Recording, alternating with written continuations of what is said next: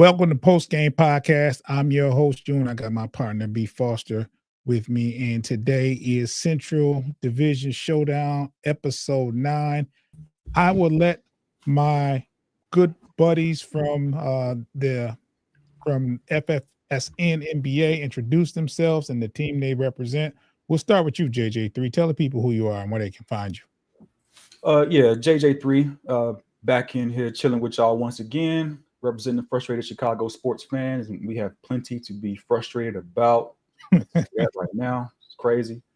But yeah, you can find me on that platform on all streaming services, YouTube, TikTok, wherever you want to look for us, you'll pretty much find us there. All right. Thanks for being here. Thanks for being here. I gotta watch what I say because this is a pause friendly show. So I have to be careful with my words. Foster is he's monitoring the things I say. Tate, go ahead and introduce yourself to the people and tell them where they can find you.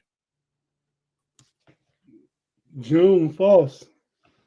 JJ3, what's happening, fellas? I'm Tate from the That's Rather Cavalier podcast, representing the best team in the NBA, the Cleveland Cavaliers. I also do work on the Steel Curtain Network and Fans First Sports Network. You can check out any of our Steeler podcasts. I'm actually on Wednesday evenings, the Pump Your Brakes podcast. Friday evenings, the Homies and the Homies Overtime.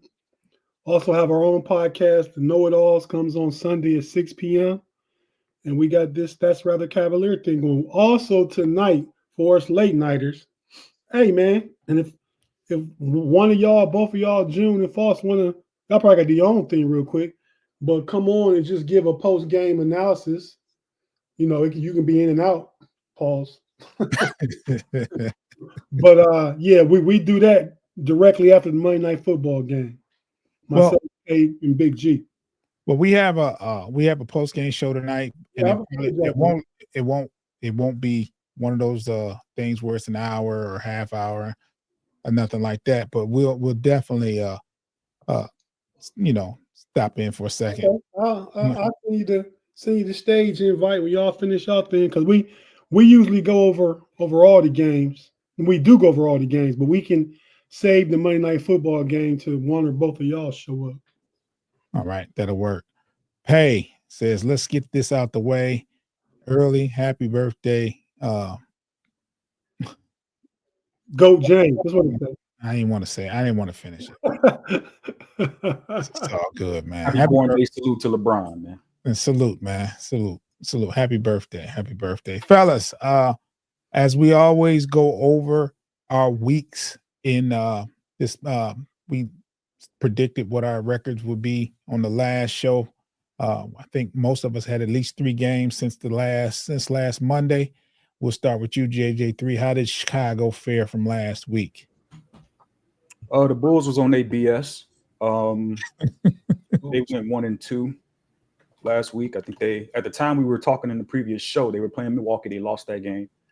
They had Christmas off. They played Atlanta, blew a big lead against the Hawks, I believe, and lost that game. Atlanta's serious though. I mean, I'm not saying it to be shady. Yeah, potentially.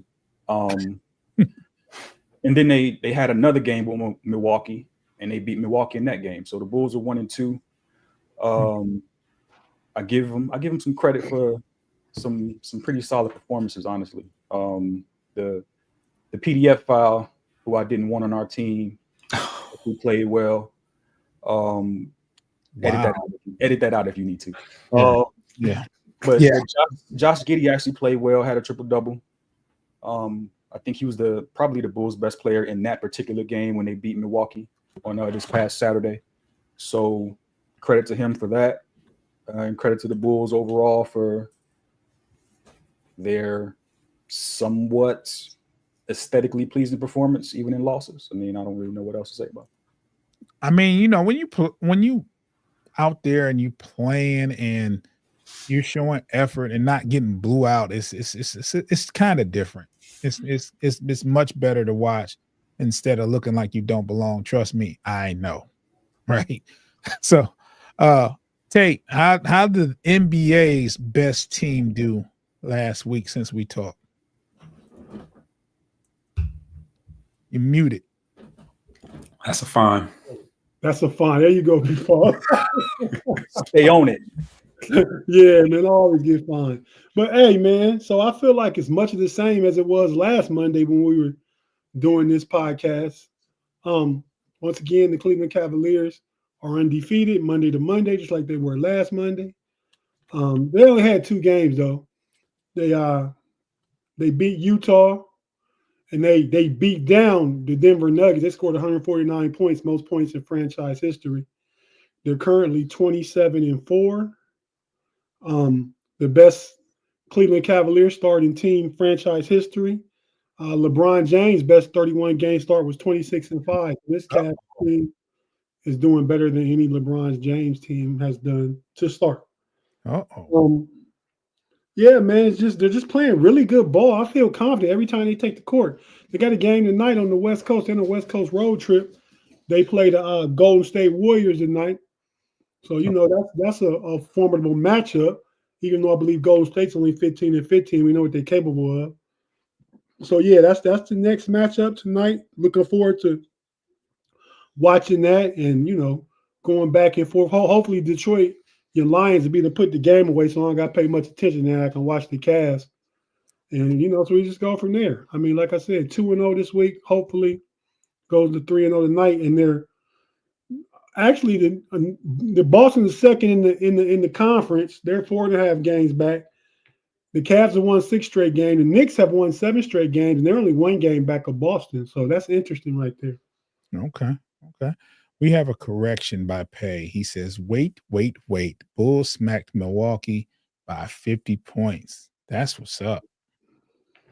I was going to respond, but it wasn't necessary, so I changed my mind. Well, whenever, you smack Doc Rivers back down the Glen, it's worthy of being noted. I mean, he's going to always be Glenn around here, so it is what it is. So that's not an issue for us. Glenn, it is. Y'all didn't never respect him as Doc, not even back in the day. So we just take names from people. His mama call him Glenn. We're gonna call him Glenn. That's right. That's right. do your mother call you JJ3? No. My mom's got a different name for me that my guys are not allowed to call me. So it is what right. It is. Okay. I get that part. Everybody got that name. Hey man. We all family, but you don't get to call me what she called me. You just gotta accept it. Right. Well, Foster, how'd the Pistons fare since last Monday? So the Pistons actually had a pretty good West Coast trip. Overall, they went 3-1. But since our last show, we were 2-1. We beat the LA Lakers on Monday.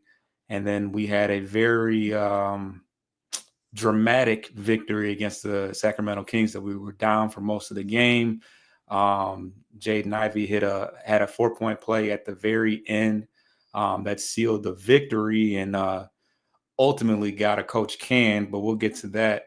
And then I had hopes. I had, cautiously optimistic hopes that after the Cavs beat down on Denver the night before, that we would be able to catch them slipping on that back-to-back. But they got back right against us, and we fell in that game. So ultimately 3-1 on the West Coast trip. And I'm pretty optimistic and excited about the homestand we have coming up, and hopefully we can piece together some wins, because I feel like that Kings victory was very could possibly be a turning point in our season. Not that we were so down previously, but whenever you have some dramatic game-winning shots on the road on the West. It can do a lot for the chemistry and just overall morale of a team. I agree with that, actually. Yeah. Well, speaking of the win versus Sacramento, I mean, I don't want to single out the Pistons and say they were solely the reason why a coach got fired. But right after that game, the Sacramento Kings fired their head coach. And we're going to go around the room JJ3, we started to talk about it offline, but I want to know how you feel about that coach being fired this early in the season. I don't know how many years he's been there. Was it 2 or 3? I wanted to say it was 2. Just 2? What are your thoughts on that firing there? It's quite unfortunate and ridiculous that Detroit got a black man fired. That's just unfortunate, especially going into the year we about to go into. Come on now, we need as many brothers in high profile positions as we can. But I mean, we fired Monty Williams after 1 year, so it is what it is. Y'all don't like the brothers, man. What's really going on? What's up with that? Hey, we made him very rich. If it's worth it, You did make that man very rich. The happiest firing ever. He got handsomely paid by y'all, straight up. I did not like the firing, was one bit whatsoever. I felt like impatience. They scapegoated him. They're trying to basically pit De'Aaron Fox against him. Like De'Aaron Fox was like, "Yo, get him up out of here. I can't stand him. I hate him. This, that, or the third." Again, I don't follow the Kings closely like that, but as an outside observer looking in, that's what it seems like and sounds like to me. I did not like the firing one bit. He took that team to the playoffs. Was it last year? Was it 2 years ago, or was it last year, or was it both? It was 2 years. It was 2 years. They beat Golden State his first year in the playoffs. So, I mean, I don't understand how you just completely pivot away from him like that. He took you to the playoffs. You got a young team. He's shown some good things with that squad. What do you think the results are going to be now going forward if you're the Sacramento Kings? You got an interim head coach now for the next 60 games. He's supposed to flip it around better than what Mike Brown was doing. I don't agree. I think it was a panic move, and like I said, I think they're trying to pit De'Aaron Fox against Mike Brown to make it justifiable to their fan base and to any critical media eyes that are on them. But I didn't like it. I hated it. Well, hopefully Doug Christie has some success, because he is the interim coach. That's a person that has no head coaching experience. I don't Good think luck to him. I mean, he played for that organization once upon a time, obviously. Part of the reason probably why he's on the staff. Good luck to him. He's gonna need all the help he can get. I just, man, I'm completely against it.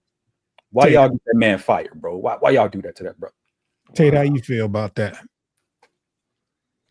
Oh man, I feel like Mike Brown is the best coach that gets fired more than anybody. You know, he's been coached a few teams. He coached Cleveland early in LeBron's career. It was some good teams. He had some 60-win seasons. He had LeBron, mind you. But wait, I mean to interrupt you. Did he coach y'all twice? Did he have yeah. Okay. He came back, I believe, like after when LeBron went to the Lakers. Maybe LeBron was there. I had it pulled up right here. Let me tell you. He coached from 2005 to 2010 for Cleveland, and he came back for 1 year, 13 to 14. So, yeah, LeBron wasn't there then, and LeBron came back. That's when they brought David Blatt in. But, yeah, he got fired after 1 year with the Lakers. You know, maybe it was 11 and 12. Maybe it was 2 years with the Lakers. Had the good first stint in Cleveland. I don't know how well the second stint went, but he was there for, I believe, 2 years again, 13 and 14. Had a lot of success as an assistant with Golden State. And I believe he took the Kings to the playoffs the first year for sure. This would be his, say, second and a half year almost. But went to the playoffs the first year. Did they upset Golden State or take them second? They beat Golden State. So I think they won. I know 1 year they lost in Game 7, right? Uh-huh. And then I want to say they had 2 back-to-back Game 7 series with the Warriors, didn't they?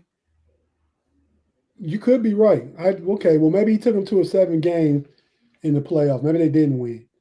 But, I mean, yeah, I don't know. I agree with something one of y'all said. It must have been JJ3. I mean, but what they going to do? I wish Doug Christie luck, too. I like Doug Christie. You know, I'm old enough to remember Doug Christie as a player. My wife watches wife on Basketball Wives. I don't really like her. But, you know, good luck to him, but I don't know what direction they're going in. I mean, they got De'Aaron Fox and Sabonis. I think they got some good pieces, but that West is tough, man. And I don't see them being, if at best they're a playing team in the West. Right. So, I'd rather have an experienced coach who's been there before than just giving somebody a shot and then you end up in tank mode. Right. Foster, how you feel about that? So, so Brown is a guy that the first of all, he broke a 20-year drought of a 20-year playoff drought, which was the second most, I think, to the Detroit Pistons. If I'm not mistaken. Good job, Foster. So yeah, I mean in that year he won the unanimous coach of the year. That was his first year as a coach. The second year he made the play-in and defeated the Warriors, like you talked about. And then they ultimately lost to the Pelicans in the playoffs. And then I feel like they underachieved this year. Obviously, they went and got DeMar DeRozan, another star, to go along with Fox and Sabonis, and they just weren't performing up to the standards. Fox basically decided that he wasn't going to sign an extension, and that if the team didn't head in the right direction, that he was going to request a trade. So, ultimately he was decided to be the scapegoat. I don't know if he lost the locker room, but after the team broke down, after the team fell apart and lost that game against Detroit, somebody, alluded to the fact that these are the type of losses that get coaches fired.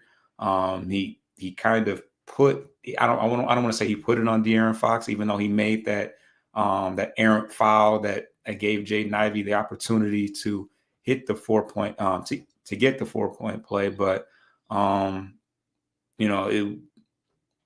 it seemed to be a situation where Fox kind of shrugged it off and Brown put it on him. But yeah, they let the guy coach. They let the guy coach practice the next morning. They let him address the media. And when he was on his way to the bus or the plane to head to LA, they called him, I guess, and told him that, your services will no longer be needed. So yeah, needless to say, as they say in Chicago, that was bogus. And bogus.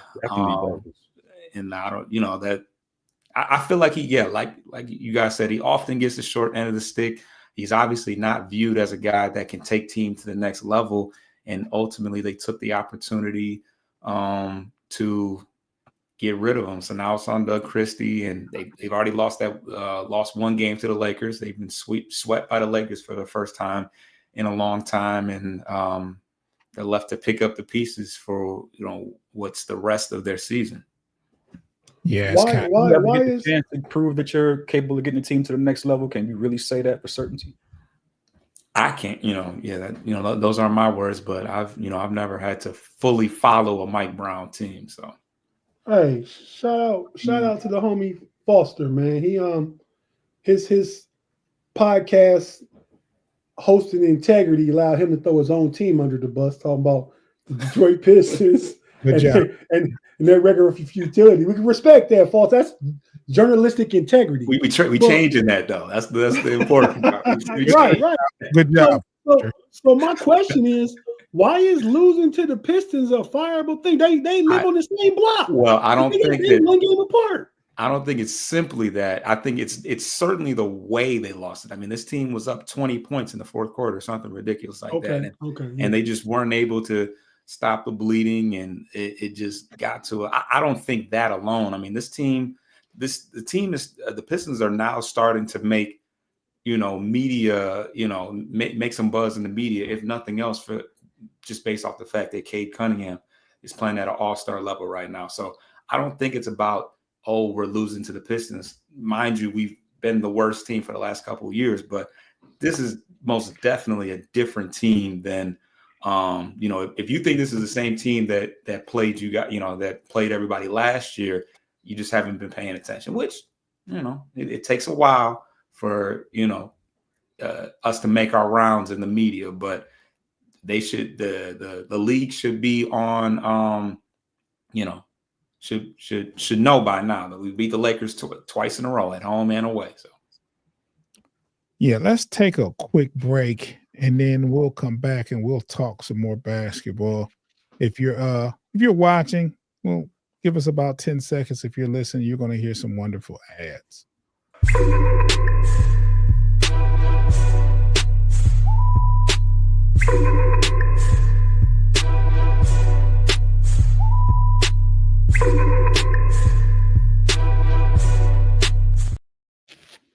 All righty. I don't want to get too far away from the Central Division, but there was also a trade made on the 29th, which was just yesterday, between the Lakers and the Brooklyn Nets.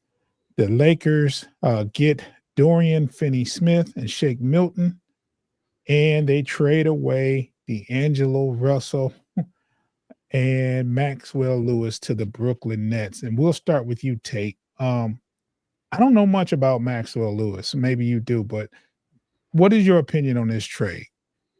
Yeah, I don't know him at all. I think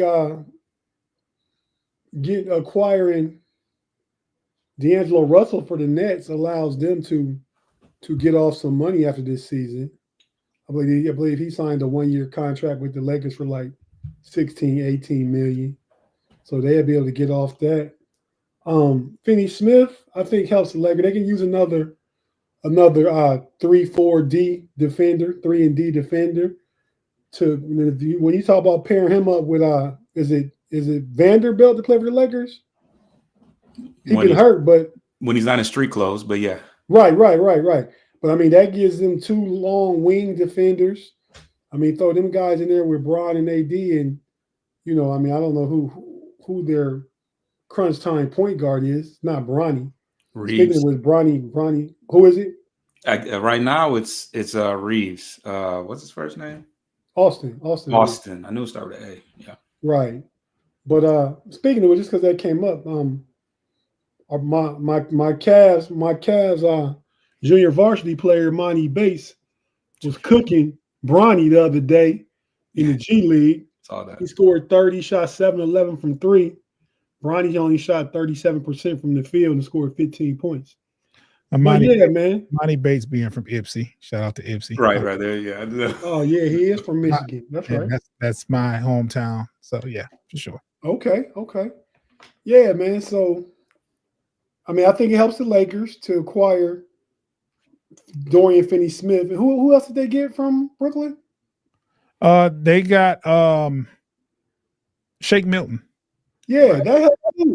That helps too. That's just hey, man, you can never, in the NBA, in the NFL, in any sport, you can never have too much talent. I say from a talent and fit perspective, the Lakers got the best of that deal. I feel like D'Angelo Russell is a lackluster defender. He's a me player. He needs the ball in his hand. You're not going to get the ball in your hands when you play with LeBron James. So, I mean, it works for both teams. I guess the win for Brooklyn is they're going to get off some money. And the win for the Lakers is they got another wing defender, and they can hit the 3. And Shake Milton can be points off the bench. Yeah. JJ3, what do you think about that trade?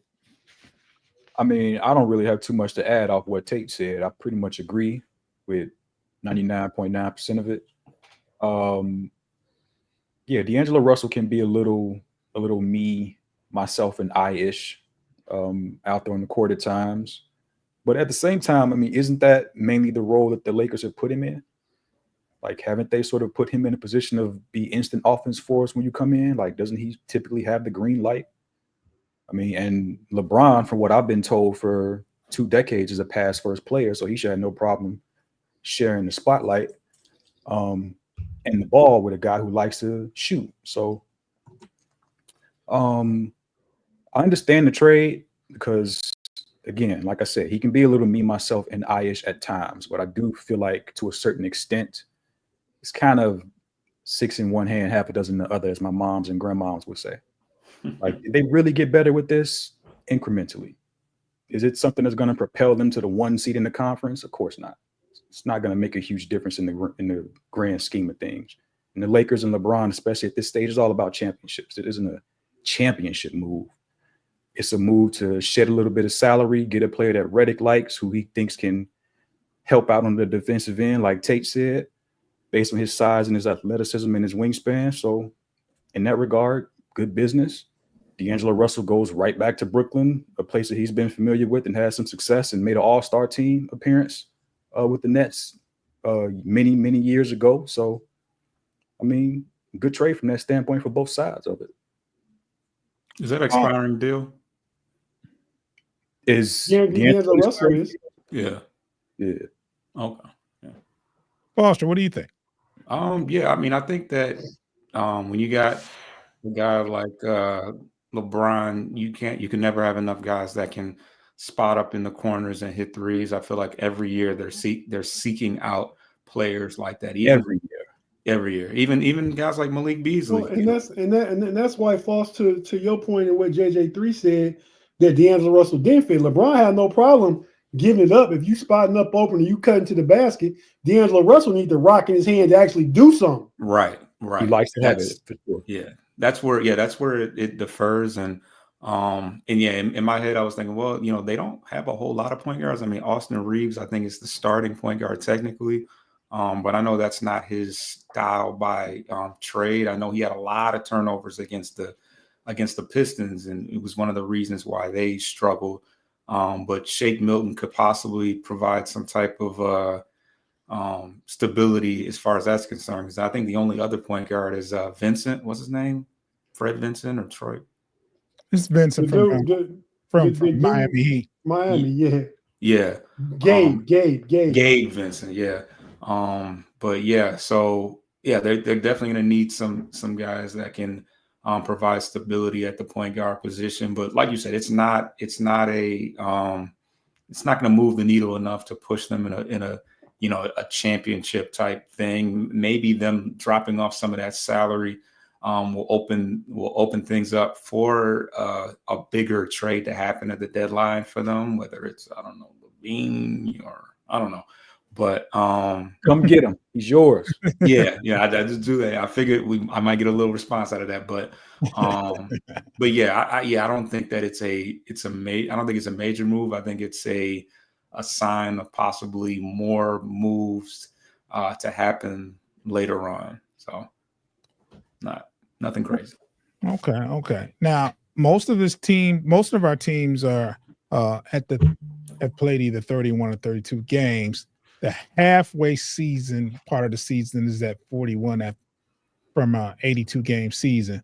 I think we have a big enough sample size to look at our teams and pick out an MVP.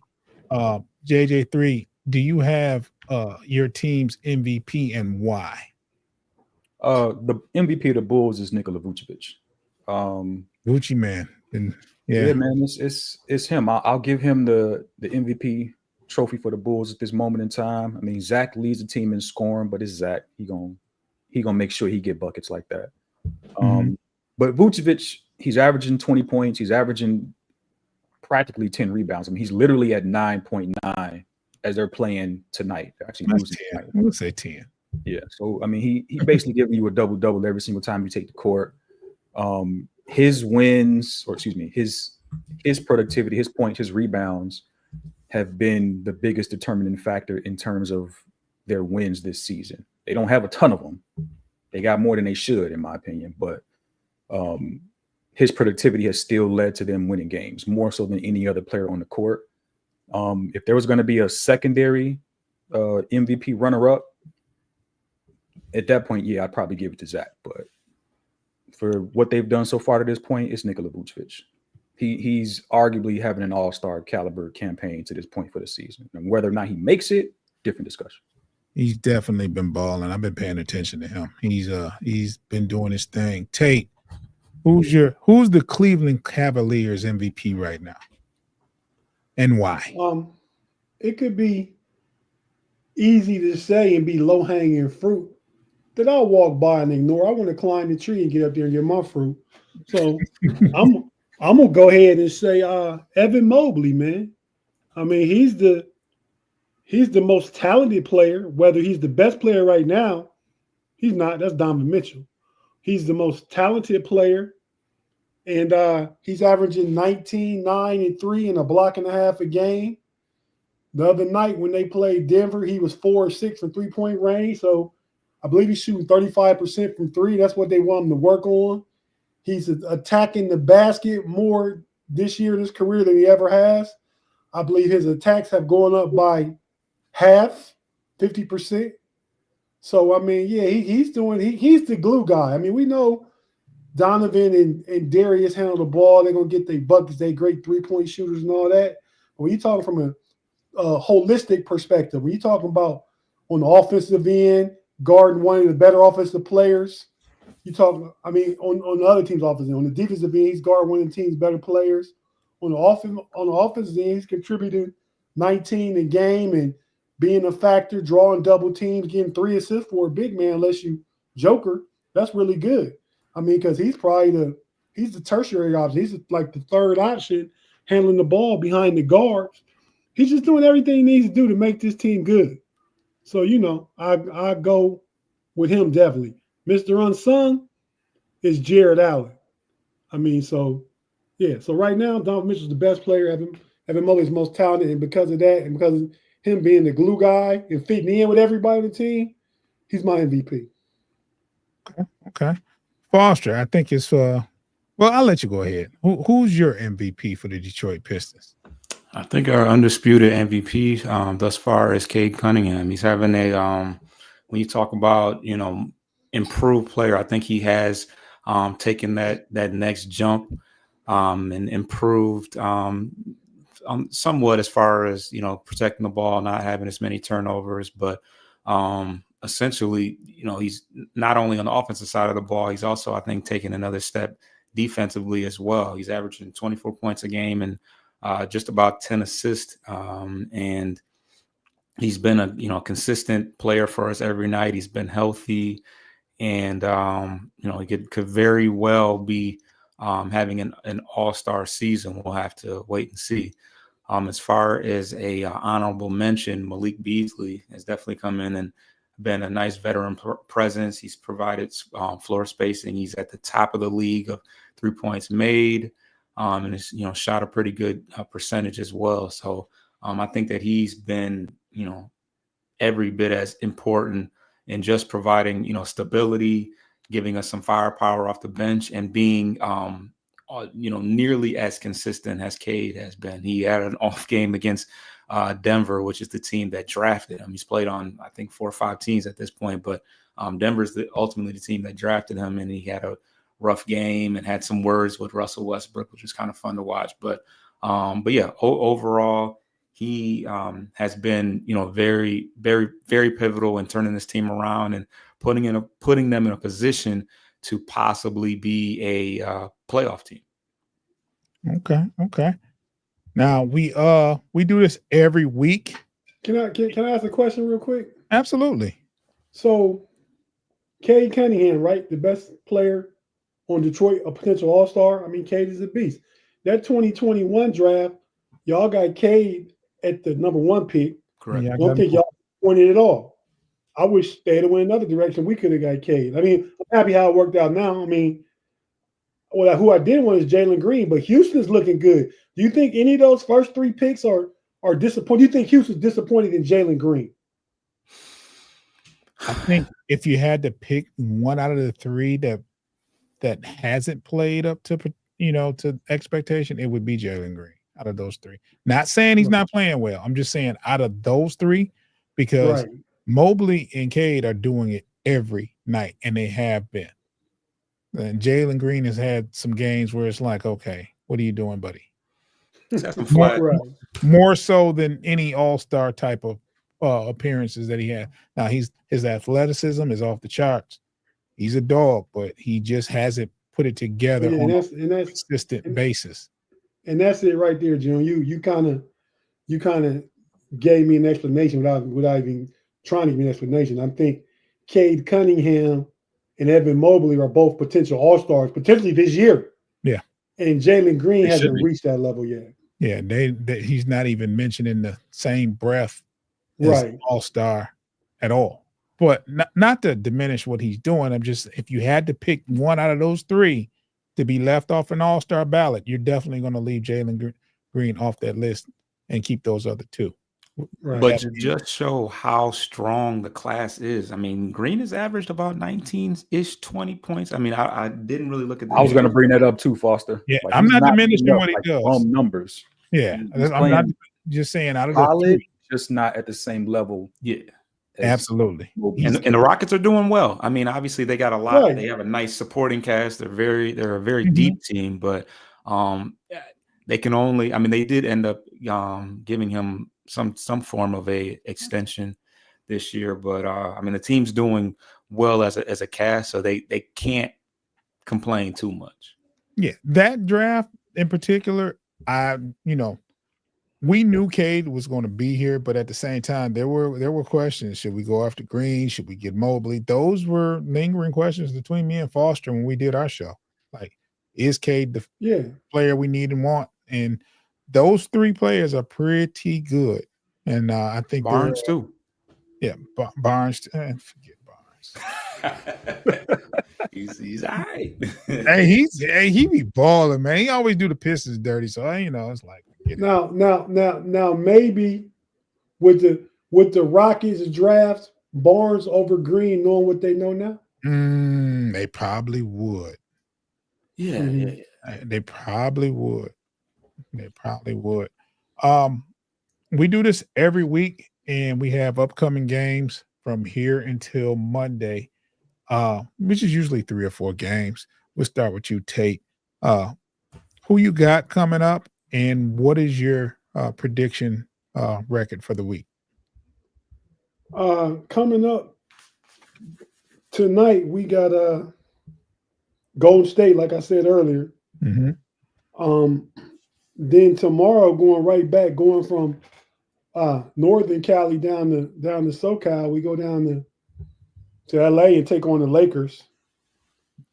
Good. And then we come back home on Friday and play the Dallas Mavericks. No, we go to Dallas. So next 3 tough games on the West Coast road trip. You got Golden State tonight, you got the Lakers tomorrow night, and you got Dallas on Friday. So, they about to be tested, but I really feel confident in every game the Cavs going to. Now, it's their style of play, man. They're the best shooting team in the league as far as three-point percentage and one of the highest scoring teams in the league, I think top 2 or 3. I mean, they're efficient. And I like JB Bickerstaff, but Kenny Atkinson's just brought a whole new offensive mindset and picked up the pace to where we can compete offensively with anybody. And when you got to get it out the mud and get down and dirty defensively, we got some defenders on that team that can get it like that too. So I like where we at. So the next 3 games, Golden State, Lakers, and Dallas. But we're about there, man. They keep this thing going Monday to Monday. We're gonna be 3-0 again. Okay. I love the confidence. Especially beat the Lakers for sure. JJ3, who the Bulls facing this week? Well, the Bulls are playing right now, playing in Charlotte against the Hornets. I think it's a 2-point game. When I checked it a second ago, first quarter just came to it again. I expect the Bulls to actually win this game tonight on the road against the Hornets. After that, they go to Washington. I'm expecting them to win that game. Mm-hmm. Then they play the Knicks. I hate the Knicks. I wish the Knicks would go 0-82 every single season. I hate the Knicks. Does this go back to the Van Gundy days as well? This definitely goes back to the 90s, man. Straight up. I'll never. Yeah, that's Pat Riley problem. Anything but disdain and fueled hatred from the bottom of my stomach on the New York Knicks. But the Knicks will probably beat us in that game. So the Bulls will be 2-1 at that point. And if I stretch it all the way to next Monday, they play the Spurs. I expect the Spurs to win that game. So if I take it Monday to Monday, I'm looking for the Bulls to be 2-2. Okay. You don't got them beating the Spurs? No, I don't actually. I think that's a possible win though. So I do agree it's a possible win. I'm just picking against them. Right. I think Wemby gonna come in here and because that's, if I'm right, that's a home game for the Bulls. Let me double check. Yeah, January 6th. So home game for the Bulls. I should low key go to that game, by the way. But home game for the Bulls. I expect Wemby to pull that out. I expect the Spurs to win. So 2-2. Okay. Foster, what's the Pistons outlook? I think it's 4 games until next Monday. The 4th game would be Monday, but so we got the Magic, Hornets, and Timberwolves coming up, and then the Trailblazers on Monday, which is actually a pretty light schedule considering I feel like most of the time we got just some NBA monsters on our schedule, but the Magic are pretty beat up. I think both Wagners are out for the year, and then in Banchero, maybe they're not out for the year, but both Wagner brothers are out, and Banchero is out. So that's a team that still plays pretty physical, plays pretty tough, but they're pretty shorthanded. So I think the Pistons can win that game. The Hornets is a team that we've lost to 2 times already this year in buzzer beater type fashion, but they're pretty banged up as well. I think I'm pretty sure LaMelo Ball and Miller are out this game. Miller has been a Piston killer as of late. So I think that's another game that we should be able to win. I think it is the Timberwolves game that's going to give us the most trouble. So we'll see about that. But I think that we'll go 2-1 up until Monday, and then we better beat the Blazers. The Blazers are awful. Let me ask you. Let me ask you, because you like to. I think you're a low-key season ticket holder and don't say anything. Are you going to any of those games, Foster? I'm going to the Magic game. Yeah, I'm going to the Magic. I didn't know that. I'm going to the Magic and Minnesota game. I got some time off.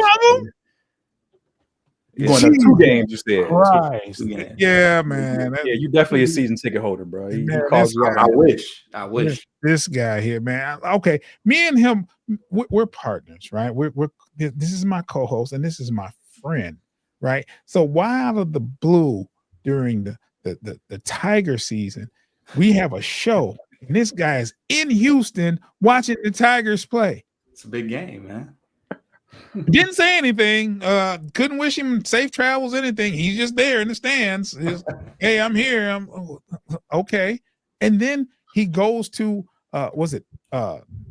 Minnesota, the Twins? You went to go see play the Twins in a regular season game? Who sees their team go play Minnesota in a regular season game? A true fan. Right, he a fan. Or a person with a lot of money. Fans first. Or a person with a lot of money and no job. No job. I hope the time employment is watching basketball games and sports. Hey, man. Hey, something is wrong here. I gotta work every day. I can't afford the games. So hey, there's something gotta give. That's why you can afford the games. Anyway, this is the time of the show. We'll go ahead and we'll get out of here because me and Foster, we have to blog on the Lions game, and we definitely want to be there on time. Give Foster some time to get snacks together and stuff like that. JJ3, if you can tell the people where they can where they can find you, when's your next show, anything you want the people to know out there. Money laundering false. Yeah, I believe so. Hey, that was clever right there. Frustrated Chicago Sports Fan Network, man. Finally made the intro. Shout out to Pay. Took him forever. All this work I'm putting in, and brother forgot me off the intro that first time. I had to. That's just horrible. To put my foot on his neck for the disrespect. Like, what's going on? But yeah, that's where you can find me. JJ3 is here on Blue Sky. I am JJ3 on Instagram. Like I said, on all your streaming platforms and services, you can find a Frustrated Chicago Sports Fan. So that's what's up. Tate. Yeah, man. I just want to piggyback off what JJ Trey said, man. Pay always late to everything, man. So, and right now, I'm in a position where tonight, I believe he's gonna win our fantasy league championship. And he got Amon-Ra St. Brown, and the other guy got your kicker Bates. So in order for Pay to lose, Bates got to outscore St. Brown by 10 points. Like So, 10 Not happening. I don't think that's happening. Nah, But I say that to say, so Pay got some winnings coming, substantial winnings coming. And I can do like I do and hit his cash app right away, right after the game, or I could do some Pay and get his money like Saturday or Sunday. So we'll see how that goes, man. I usually don't play with folk money though, but I just want to make that point to Pay when he always slowed everything. He gonna talk about these wins regardless. You know that. He gonna run his mouth for a hot minute. Oh yeah, man. He did so much talking the other day on the homies. I compiled the records. He gonna say, "Oh, I ain't care early because we weren't playing for." He said we weren't playing for no money. He said we weren't playing for that much money. But Pay got a 51% winning percentage over 10 years. I'm at 69% over 10 years. But this is third championship in 10 years. I got 2. So I was in the playoffs. Jalen Hurts got hurt that game, my first playoff game. That's rough. So I lost a lot of points there. Yeah, but yeah, he's gonna be a 3-time champion, it looks like.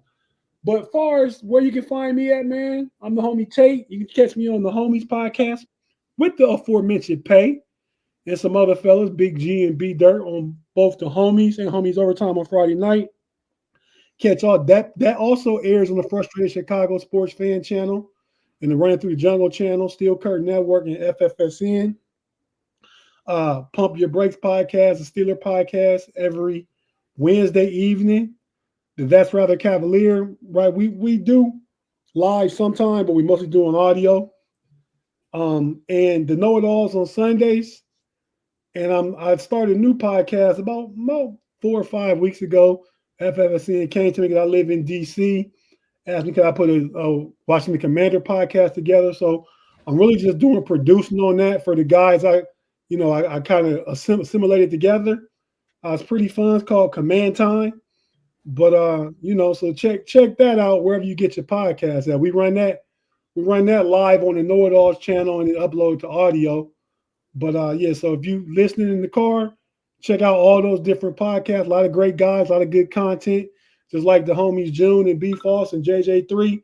We all podcast brothers, all on the Fans First Network. Support everybody. It don't take nothing to follow and subscribe, even hit a like. So we appreciate you. All right. Foster. Yo. Tell them where you can find you and what you got going on before we get out of here. You can find me on Bleachers to Speakers on YouTube. We have covered 3 different Detroit sports on that channel: the Pistons, the Lions, and the Detroit Tigers. The stove is getting hot. We just made a free agent acquisition, and we got a little bit more work to do, hopefully. So stay tuned, because me and Coach are definitely going to keep everybody posted as we get closer to spring training. We are getting closer and closer.